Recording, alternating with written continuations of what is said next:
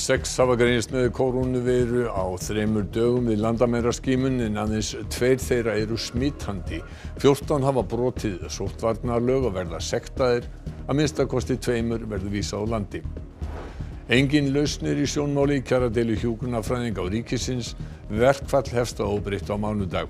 Landlæknir segir að óskað verði eftir undanþágum til að hægt verði að skima á landamærum. Donald Trump Bandaríkjaforseti óskaði aðstoðarforseta Kína til að tryggja sér endurkjör. Þetta og fleira kemur fram í nýrri bók eftir John Bolton, fyrrverandi þjóðaröryggisráðgjafa. Trump segir bókina fulla af lygum. Sauðfé er beitt á 25.000 ferkílómetra land sem er í slæmu ásigkomulagi, gróður lítill sem enginn og landrof mikið. Þetta má lesa úr kortavefsjá sem opnuð var í dag. Niðurrif og skemmdir á styttum í mótmælaöldu síðustu vikna eru leið til að benda á mismunun, segir prófessor í mannfræði. Þekkt vörumerki sem þykja ýta undir staðalímyndir svarta hverfa brátt eða breytast.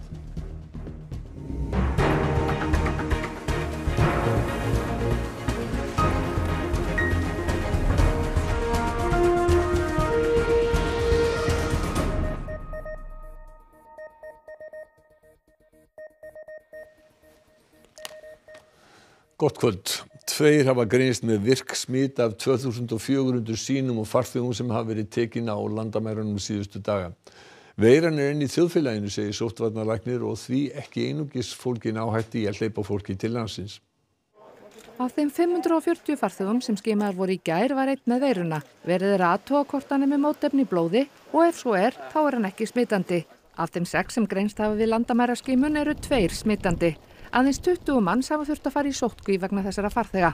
Ég held að sé á þessara stundu sé of snemmt að draga víðtækar ályktanir af skimuninni og við verðum að láta lengri tíma líða. Við höfum talað að við þurfum að gera þetta vel upp eftir svona 2 vikur. Ferðamenn hafa ekki verið nógu klárir á því hvað sóttkví þýðir. Nú er búið að prenta kynningarefni sem dreift verður til þeirra. Þá er búið að uppfæra smitrakningaappið sem 100 hafa sótt sér síðustu daga en það er tryggara en SMS-sendingar sem agnúar hafa verið á. Það er ekki eins og að veiran sé farin algjörlega úr íslensku samfélag. Ég held hún sé hérna ennþá. Þannig að þetta er ekki bara spurningin það að hleypa fólki inn. Klárlega aukum við áhættuna með því að einhverju leyti. Því þarf viðkvæmt fólk að halda áfram að passa sig og landlæknir bendir á uppfærðar upplýsingar til þessa hóps á vef embættisins. Rúmenamálið á Selfossi sem komst í fréttir á laugardaginn var þegar 2 þeirra sem grunar voru þjófnað greindust með virk kórónuveirusmit hefur orðið til þess að samtals eru 28 í sóttkví eða réttara sagt 3 í einangrun og 25 í sóttkví. 14 eru lögreglumenn en voru 16 í upphafi en hinir 14 eru með rúmenskt ríkisfang. Lögreglan er með mál þessara 14 í vinnslu. Það er í gangi vinna vegna sektargerðar út af brota sóttkví og það mál er bara í vinnslu og því ekki lokið. 11 hafa þegar verið sektaðir og nemur sektarfjárhæðin 150 til 250.000 krónum. Mál 3 er í vinnslu á Selfossi, búið er að ákveða að vísa 2 úr landi og eftir er að ákveða með hinna. Langt er síðan eins margir komu saman eins og í gær. Þá var þjóðhátíðardeginum fagnað. Við völdum ekki þá leið að setja mjög stíf boð og bönn í mörgu og við erum ekki með lögregluna að elta fólk uppi í þessum málum eins og þessu að vera að telja inn okkur ákveðin svæði. En við þurfum að passa okkur á því sjálf, hvert við förum og hvar við erum og gæta sjálf að því hvernig við viljum haga þessum vörnum. Samningafundur hjúkrunarfræðinga og ríkisins hjá sáttasemjara í dag skilaði litlum árangri. Landlæknir segir að óskað verði eftir undanþágu frá boðuðu verkfalli til að hægt verði að skima á landamærum. Verkfallið hefst að óbreyttu á mánudag og nær til 2600 hjúkrunarfræðinga allt land. Hjúkrunarfræðingar felldu kjarasamning við ríkið í lok apríl og síðan þá hefur deilan verið í hnút. Ríkið telur að launakrafa hjúkrunarfræðinga setji lífskjarasamningin í uppnám. Logi Einarsson, formaður Samfylkingarinnar, spurði Bjarna Benediktsson fjármálaráðherra út í málið við upphaf þingfundar í morgun. Er ekki komið tími til að höggva á hnútinn og gefa samninganefnd ríkisins aukið svigrúm til þess að semja? Er það skoðun hv. þingmanns að það bara alltaf að fallast á allar kröfur? Að það bara þegar ekki nást samningar að bæta í af ríkisins hálfu?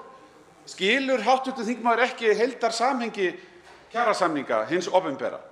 Loforðið gagnvart lífskjarasamningnum að menn geti ekki sprengt forsendur allra annarra samninga.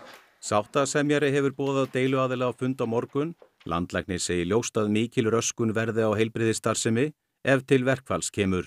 Hjúkrunarfræðingar eru í sýnatöku á landamærum og síðan eru þeir í smitrakningu. Þannig að það er auðvitað gríðarlega mikilvægt að aðilar keppist nú við og nái saman fyrir mánudaginn, en ella þá er ljóst að við munum þurfa að reiða okkur á undanþágur og við vonum auðvitað að það verði vel tekið í þær varðandi þetta gríðarlega mikilvæga verkefni. Hjúkrunarfræðingar héldu félagsfund í dag til að ræða stöðuna í kjaraviðræðum og boðaðar verkfallsaðgerðir. Það sem að hjúkrunarfræðingar vilja er að fá laun til samræmis við menntun og ábyrgð, og það er svona kannski dálítið mikilvægt að hugsa það að við erum ekki bara ómissandi þegar það er einhver neyð í gangi í samfélaginu. Við erum hryggjarstykkið í heilbrigðiskerfinu alltaf, allt árið, alltaf, og munum vera það áfram. Og ég kaus með verkfalli núna í fyrsta skipti. Af hverju? Já, því bara nú er mér nóg boðið eftir 38 ára starf. Vísindaráð almannavarna þingaði í dag vegna yfirvofandi hlaups úr Grímsvötnum og mögulegs eldgoss í kjölfarið. Magnús Tumi Guðmundsson, jarðeðlisfræðingur, þið teljið aðeins tímaspursmál það hvenær verði hlaup í Grímsvötnum? Já, það er það nú, því að vatnsborðið fer hækkandi og hækkar núna 3 cm á dag og þetta getur verið á næstu vikum og þetta getur verið á næstu mánuðum, en það er eitthvað svoleiðis tímaskali. Og þegar það verður hlaup þá aukast líkurnar á eldgossi. Hvað er það? Af hverju er það? Já, sko, kvikuhólfið í Grímsvötnum liggur frekar grunnt að þér virðist, þannig að þegar að hleypur úr Grímsvötnum og ef það er mikil þrýstingur í hólfinu, að þá eru mörg dæmi það, 7-8 dæmi á síðustu 200 árum, að þá er þrýsti léttir en þegar að vatnið lækkar, vatnsborðið lækkar í lóninu eða vatninu yfir hólfinu, að það er nóg til þess að brestur þakið og það verður eldgos. Geturðu sagt eitthvað mögulega stærð þess gos og hvaða áhrif verður líklega á landið? Sko, það er náttúrulega alls ekki víst að það verði neitt gos. Við vorum nokkuð vissum að það kemur gos 2010, en það gerði ekki. Svo kom það 2011 og var mjög stórt. Það gos var það stærsta sem hefur komið í Grímsvötnum í 140 ár, en það eru yfir 20 gos sem hafa orðið á síðustu 200 árum. Þannig að langflest Grímsvötnargos er ekki stór, svona meðalstór, og áhrifin ætti ekki að vera mikil, kannski einhvert gjóskufall utan jökulsins, sem var náttúrulega ekkert skemmtilegt á þessum tíma, og svo náttúrulega gæti verið truflun á flugumferð. En í venjulegu þá myndi það ekki vera mikið meira en þetta. En við þurfum að vera viðbúin því að þetta gæti í versta falli orðið eins og var 2011, en það er ólíklegt. Það er það bil áratugur síðan þetta var.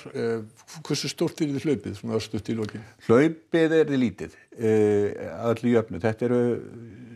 Grímsvötnarhlaup er ekki svipur frá hjá sjón við það sem var vegna þess að aðstæður hafa breyst þar. Þannig að það getur ekki safnast fyrir neitt mikið vatn. Þannig að það er ekki við því að búast að það verði stórt hlaup nema að gjósa einhvers staðar annars staðar heldur en við búumst við, semst ekki Grímsvötnum. Magnús Tumi Guðmundsson, kæra þakkir fyrir komin í beina útsendingu til okkar og frá Grímsvötnum ætlum að fara til Bandaríkjanna. Donald Trump faraðist eftir aðstoð forseta Kína við að verða endurkjörinn forseti í haust. Þetta er meðal þess sem kemur fram í bók Johns Boltons, fyrrverandi þjóðaröryggisráðgjafa hans. Vladimir Putin og Rússlandsforseti stjórnir Trump eins og strengjabrúðum. Trump segir bókina full af lygum. Bolton var þjóðaröryggisráðgjafi Trumps í 17 mánuði en var rekinn í september síðastliðnum. Bók hans sem ber heitið The Room Where It Happened eða Herbergið þar sem það gerðist á að koma út í næstu viku en það sem hefur birst úr henni hefur þegar valdið nokkru fjaðrafoki. Meðal annars kemur fram að Trump hafi leitað aðstoðar Xi Jinping forseta Kína við að tryggja sér endurkjör í forsetakosningunum í haust, þar sem Kínverjar gætu haft áhrif á kosningar. Þá hafi Trump verið tilbúinn að skipta sér af málaferlum gegn einræðisherrum sem væru honum þóknarlegir. Þar var Recep Tayyip Erdogan forseti Tyrklands nefndur sem dæmi. Trump á einnig að hafa spurt hvort Finnland væri hluti af Rússlandi. Bolton gagnrýnir einnig samskipti hans við Vladimir Putin, Rússlandsforseta. I think Putin thinks he can play him like a fiddle. I think Putin is smart, tough. I think he sees that he's not faced with a serious adversary here. I don't think he's worried about Donald Trump. Hvíta húsið hefur brugðist hart við bókinni og sakað Bolton að brjóta trúnað og fara með fleipur.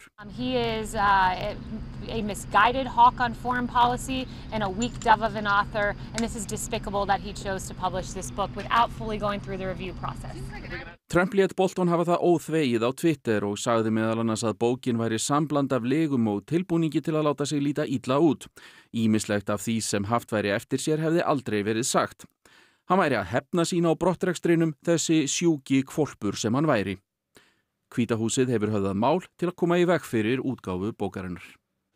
Gaia, gas- og jarðgerðarstöðin í Álfsnesi var formlega opnuð í dag. Framkvæmdastjóri Sorpu segir að gerð verði regluleg efnagreining úr moltunni sem þar verður framleidd til þess að slá á tortryggni hvort hún standist gæðakröfur. Framkvæmdir við gas- og jarðgerðarstöðina hófust í október 2018.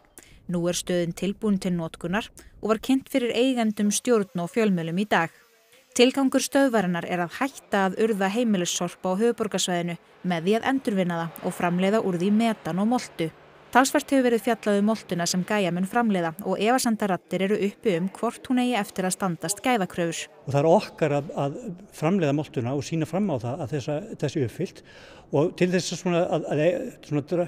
slá á tortryggina þá ætlum við að taka bara efnagreiningar úr hverju einustu lotu og gera það bara sýnilegar á heimasíðu okkar. Þannig að það mun ekki fara milli mála að afurðir okkar þær uppfylla allar kröfur starfsleyfis. Ekki samræmd flokkun milli sveitarfélaga á höfuðborgarsvæðinu og allur gangur á hvort lífrænt sorp flokkað sérstaklega, en Helgi segir það ekki koma að sök.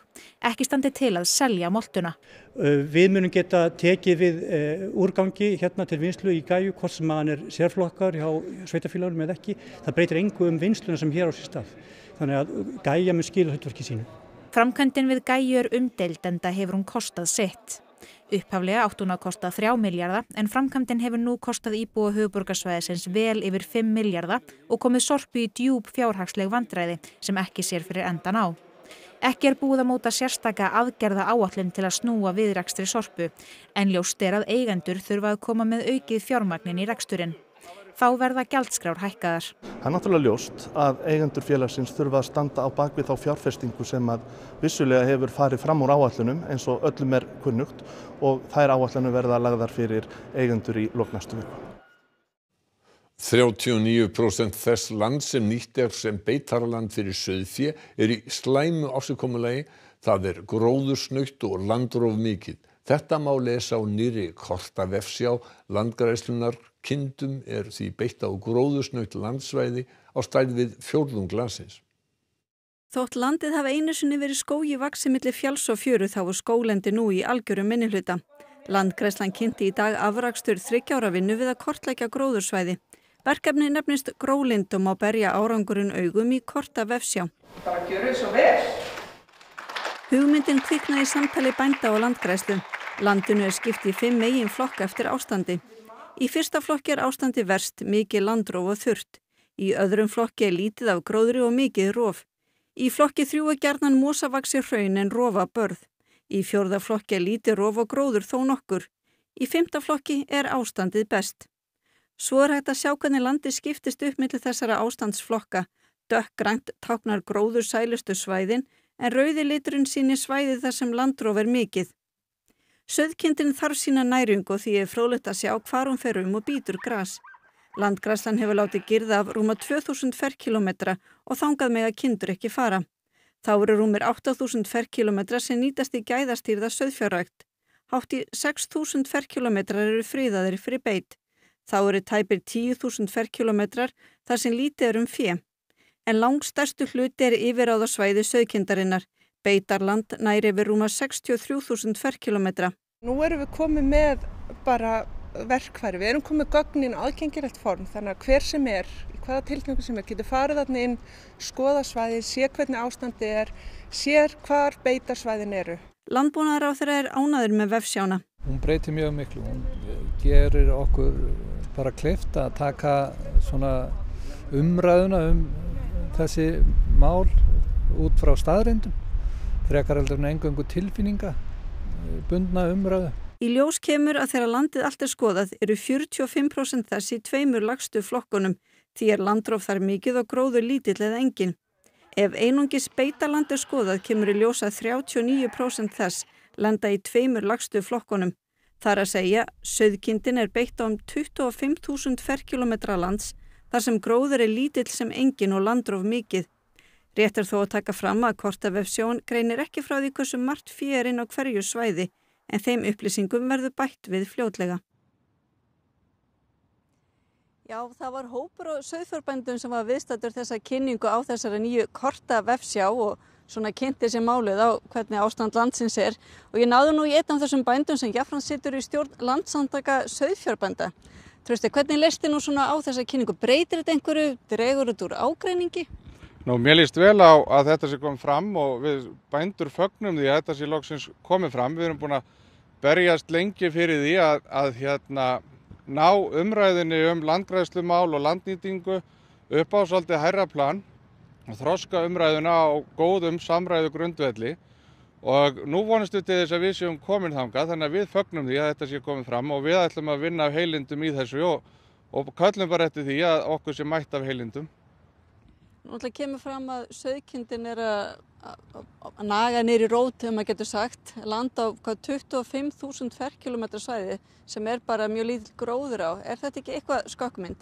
Sko, það náttúrulega þannig að nú eigum við eftir og það næsta skref í þessu gróðlindarverkefni að fá gögn hvar sauðféð, hver beitarþunginn og það lykil atriði í þessari umræðu að við erum að vinna á þessu landi sem talað að sé rofið, við erum að bæta það, við ætlum að halda áfram að bæta það, við ætlum að hugsa stórt og til langs tíma og það til langtíma markmið okkar sauðfjárbænda að standa vel að þessum hlutum og ég treysti því að við fáum landgræðslu fólk með okkur í þetta verkefni.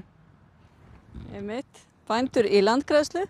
En þeir sem vilja kynna sér svona frekar hvernig ástand gróðurs á landinu geta kíkt inn á þessa vefsjá og það á vefslóðinni grolind.is. Já, takk fyrir það Kristín.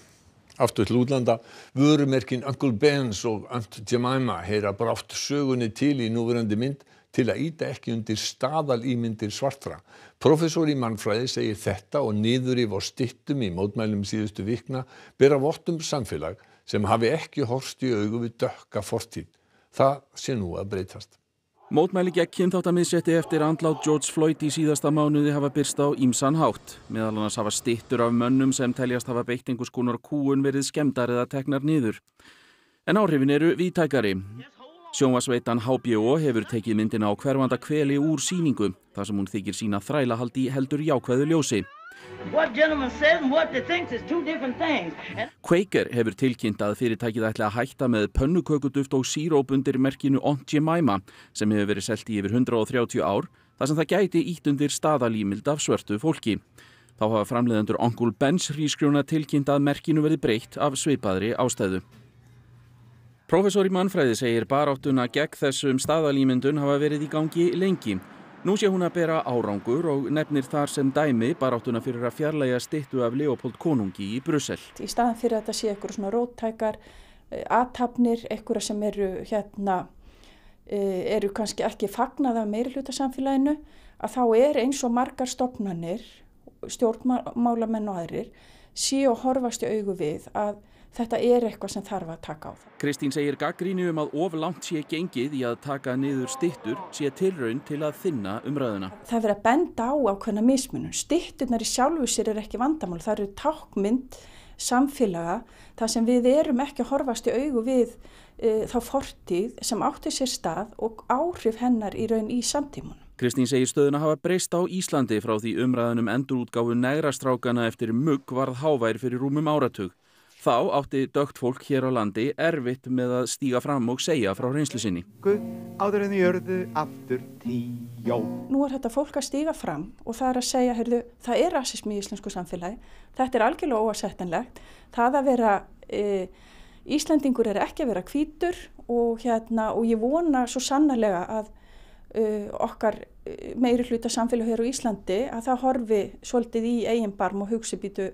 Þetta svona á þetta ekki að vera. Þessu þarf að breyta. Breska söngkonan Vera Lynn lést í morgun 103 ára að aldri. Lynn átti yfir 70 ára farsælan feril sem söngkona en hún kom fyrst fram 7 ára. Hún var alþýðustúlka frá austurhluta Lundúnaborgar og var í sérstaklega miklum metum meðal hermanna í seinni heimsstyrjöldinni. Hún var meðal annars kölluð Armed Forces Sweetheart, eftirlæti hersveitanna. Lynn varð árið 2009 elsti tónlistarmaðurinn á lífi til þess að koma á plötu á topp breska vinsældalistans þá 92 ára. Það var safnplata með þekktustu lögum hennar, meðal annars White Cliffs of Dover og We'll Meet Again. Always do till the blue skies drive the dark clouds far away. So Einar, Kastljós kvöldsins. Já, Þorgerður Katrín Gunnarsdóttir, formaður Viðreisnar, kemur í Kastljós í kvöld í svona formannaspjall. Við ætlum náttúrulega að ræða þessi helstu mál, efnahagsmálin eftir COVID, sjávarútvegsmálin, landbúnaðarmálin og ýmislegt fleira sem að brennur á Viðreisn. Hérna strax eftir fréttirnar. Já, takk fyrir það. Við ætlum að líta aðeins á veðrið. Hiti fór yfir 20 stig á nokkrum stöðum norðanlands í dag og mældist hiti hæst 21 stig í Ásbyrgi og í Fnjóskadal.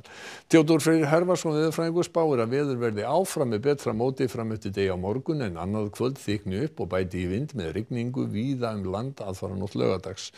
Theodór fer yfir horfur næstu daga að loknum íþróttafréttum sem að í kvöld í umsjá Hauks Harðarssonar. Brasilíumaðurinn David Luiz vill eflaust gleyma leik Manchester City og Arsenal eins fljótt og auðið og betur fór en á horfðist þegar liðsfélagar lentu í harkalegu samstuði. Knattspyrnustjóri Sheffield United langt frá því að vera sáttur eftir mistök sem áttu sér stað í gær. Fyrirtæki sem sér marklínutækni í ensku úrvalsdeildinni segir samskonar atvik aldrei hafa komið upp í 9000 leikjum. Og Cristiano Ronaldo náði ekki að spreyta sig í vítaspyrnukeppni fyrir Juventus þegar Napoli var ítalskur bikarmeistari í fótbolta í gærkvöld. Helstu fréttir kvöldsins. 6 hafa greinst með kórónuveiru á 3 dögum við landamæraskimun en aðeins 2 þeirra eru smitandi. 14 hafa brotið sóttvarnalög og verið sektaðir, að minnstakosti 2 verði vísað á landi. Engin lausn er í sjónmáli í kjaradeilu hjúkrunarfræðinga og ríkisins. Verkfall hefst óbreytt á mánudag. Landlæknir segir að óskað verði eftir undanþágum til að hægt verði að skima á landamærum. Donald Trump Bandaríkjaforseti óskaði aðstoðar forseta Kína til að tryggja sér endurkjör. Þetta og fleira kemur fram í nýrri bók eftir John Bolton, fyrrverandi þjóðaröryggisráðgjafa. Trump segir bókina fulla af lygum. Sauðfé er beitt á 25.000 ferkílómetra land sem í slæmu ásigkomulagi, gróður lítill sem engin og landróf mikill. Þetta má lesa úr korta vefsjá sem var opnuð í dag. Niðurrif og skemmdir á styttum í mótmælaöldum síðustu vikna eru leið til að benda á mismunun, segir prófessor í mannfræði. Þekkt vörumerki sem að þykja ýta undir staðalímyndir svarta hverfa brátt eða breytast.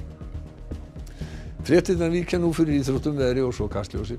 Næstu fréttatímar eru klukkan 10 í kvöld og allan sólarhringinn má sjá nýjar fréttir á RÚV.is. Þessum fréttatíma er lokið. Verið sæl.